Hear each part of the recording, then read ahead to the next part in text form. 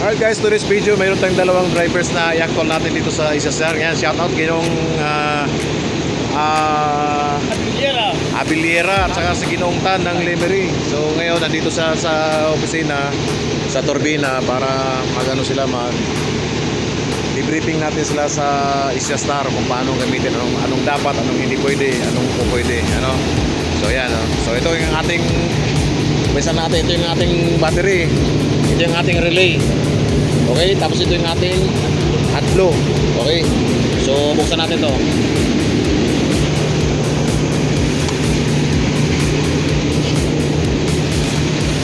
Yun dong, may switch ito dito dong. Ito mga piston yan, no? Pagka minsan napuputol yan eh. So dapat i-check nyo rin mabuti yan. Bukod doon sa relay, may piston sila dito, ha. Okay, so itong hot flow. Ang paglagay ng hot flow, hindi yung parang nagkarga lang kayo ng diesel. Pag alam yung wala na, mag-appear yan doon. Huwag yung paabutin doon sa taas. Pag naka 30% na siya, maglagay na kayo ng AdBlue 30%. Pero marami naman itong AdBlue dito sa turbina, may AdBlue. Panatiliin nyo lang laging puno to. Kasi lagi naman ito may AdBlue eh. Delivery, may AdBlue kung saan, ha. Huwag nyo yung paabutin yung 30% bago kayo maglagay ng AdBlue. So marami itong AdBlue, laging punuin nyo lagi to. Okay? So ito yung tinatawag natin Racor. Ito ang water separator. Yan. So pagka may tubig yan dito, i-drain nyo lang dito yan. I-drain lang yan. Patutuluin nyo lang tubig. Pag alam yung puro diesel yung lumalabas, isaran nyo rin. Okay? Yan naman ang ating ECU. Pag nag-spray kayo ng makina, dapat hindi mamasa yan. Dapat hindi mamasa yan. Yan ang pinakapuso ng makina natin.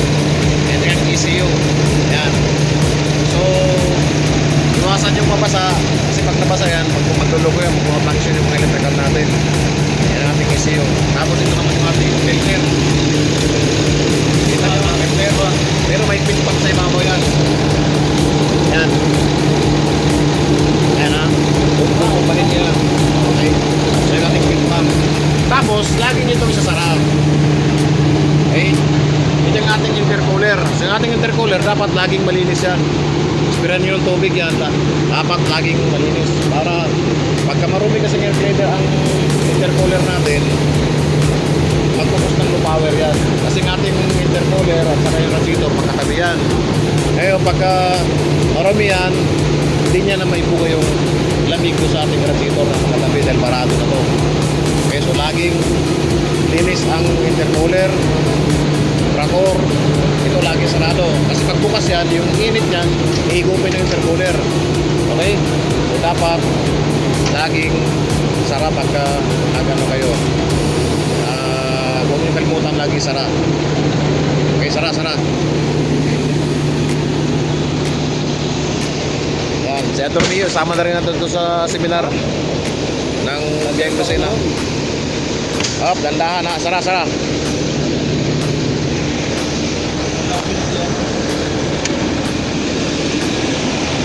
Okay, so itong ating sukatan ng langis. Dito kayo maglalagay ng langis.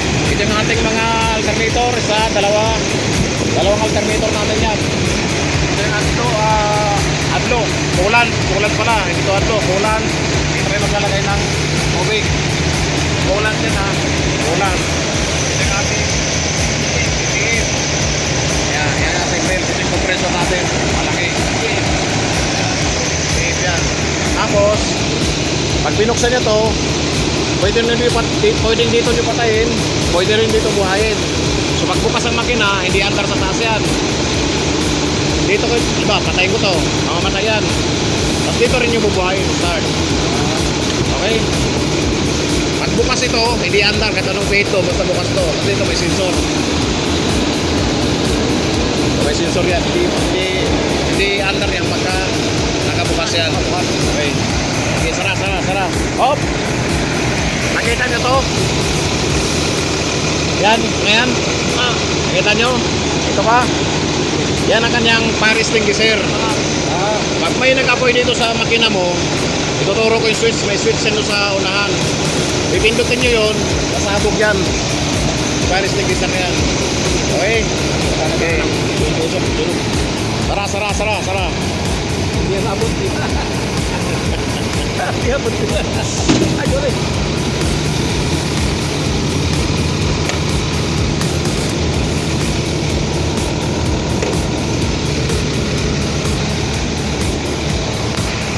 Okay, dito naman tayo sa ating air cleaner.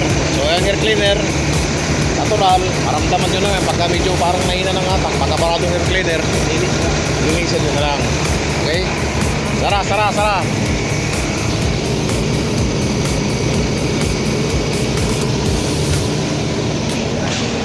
Ito, wala na yan, wag na. Ano na yan? Bagahe to, bagahe. Lagay ng mga... Pagkain. Ay, CR pala to, kasi may CR to eh. Okay. Okay, Sara. Ah,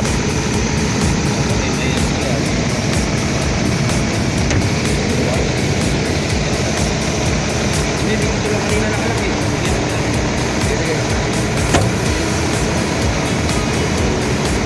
okay. Tapos, ay, nakalak yan. May gamit sila dyan.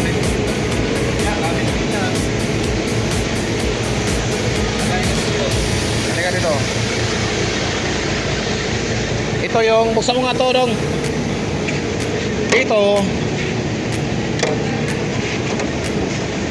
Dito mga fuse, huwag kayo maglalagay ng mga gamit dito. Kasi pagka maglagay ka ng mga gamit dito, yung bag nyo, minsan mahila ito, mga to. Okay? May sasagi. So magkukus pa yan ng minsan uusok, susulog kasi siyempre maglulus yan, didikit sa mga bakal kasi mga live yan. Kaya dapat wala kayo maglalagay ng mga gamit dito, di ba? So ito yung mga fuse. Pag may umilaw dyan sa mga fuse yan, ibig sabihin yun ang punde. Ito pantanggal natin. Diba? Ito umilaw yan. Bitin mo lang, bunot. So pag walang ilaw, ibig sabihin walang punde. Alam mo na agad ang punte. Oo.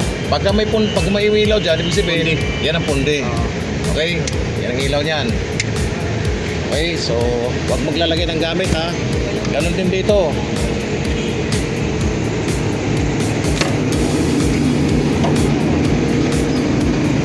So ganun din dito. So may mga fuse din na dyan, lahat. Yan, kung anong ilaw din dyan, yan ang pupundi, yan ang inyong kapalitan. Ito naman yung sa Telma.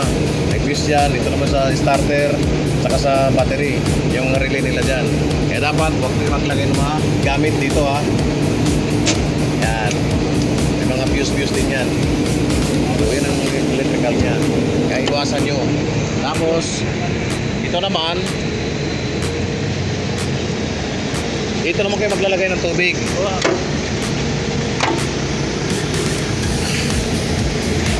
Yan ang lagay ng ating tubig sa wiper.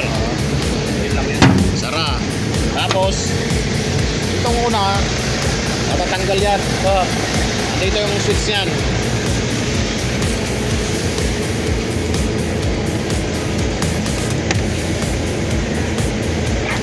Okay, nakita nyo to? Ito ang dalawa, ito.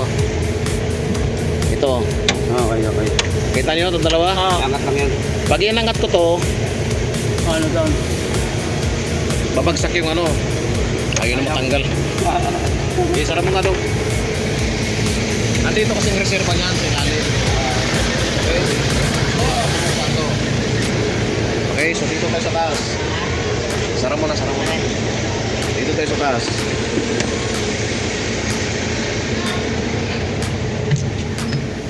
Tapo muna ako.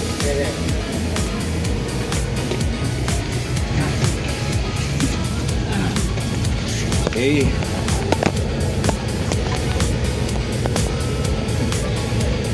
So makinig ito. Ito hazard dong. Hazard. Dalawang hazard ito. Signal, kaliwat kanan, laser, ganyan. Ito yung sa side mirror. Pag nag-adjust ka ng side mirror, ano ba yan? O yan, ang adjustan niya. Okay. Diba? So ito yung left and right. Ito naman yung switch ng CR. Naka-CR sa loob. Pag nag-drain naman kayo ng CR, ito natin pindutin nyo. Pero huwag natin i-drain kasi nandito tayo sa terminal. Ito yung kanilang relay naman. Yung battery relay. Ito yung sinasabi ko fire extinguisher. Yan. Pag tinanggal ko yan, pag pinindot ko to, Ano yan? sabog yan doon sa likod. Kaya hanggat maaari, nakakover yan. Nakakover yan. Kasi pag nasagi yan, nasagi yan, nasabog yan doon sa likod. Okay? Tapos ito naman yung dito. Pansin nyo? Pan lang yan. Yan. Pan lang yan. Tapos pag nahinitan ka naman, driver ka, nahinitan ka,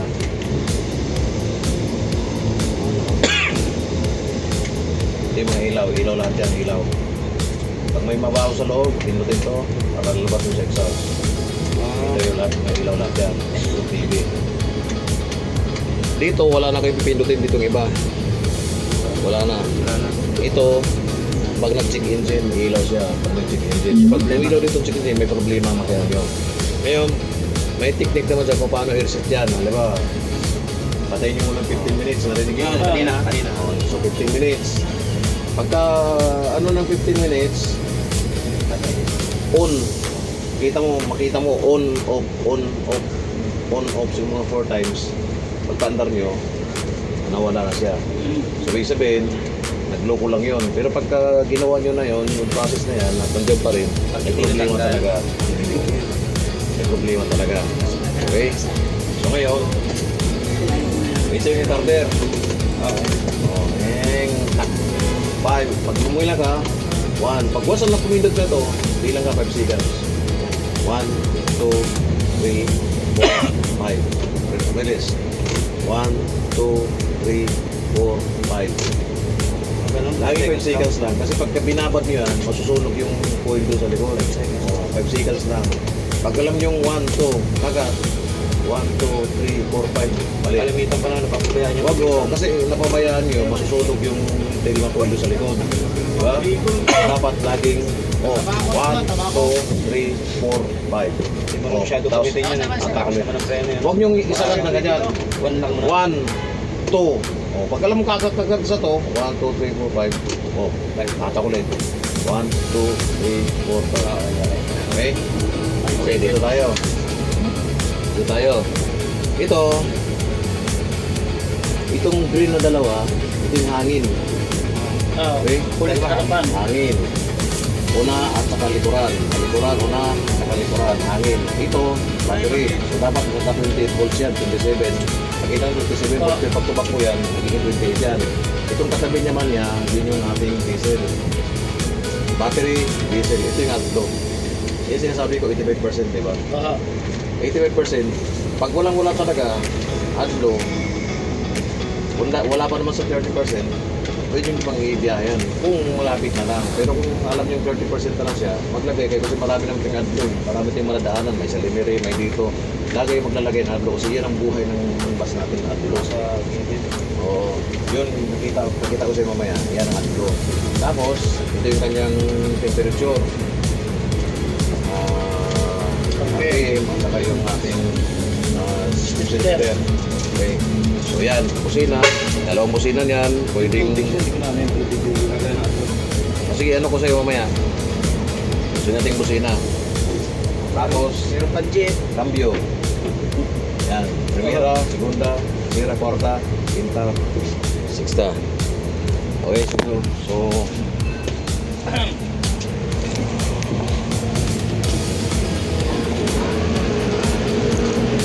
dito, Adormeo. Talaga ng tubig. Dito yung AdBlue. Ito, AdBlue ang ilagay dyan. Nakita mo, 85%. Hindi. Ang tamang kain niya sa 100 km na takbo nyo, 5 liters lang ang pinakain niya.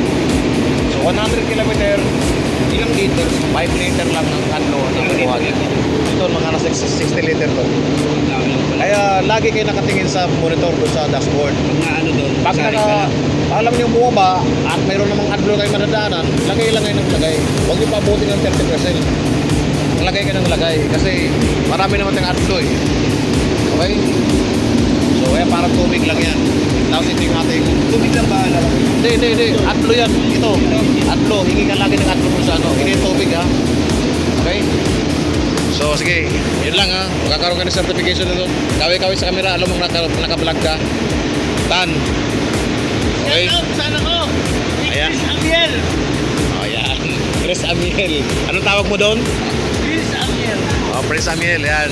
Yan ang masugid na tagapanood. Fans ko yung kanyang anak eh. Oh, okay, sige. Shout out sir, Ginong Margin. Sige na. Okay guys, thank you for watching Behind Our Vlogs. Please like and share and subscribe to my channel Behind Our Vlogs. Babus. Viajador Vlogs, bawat sandali, enjoy talaga.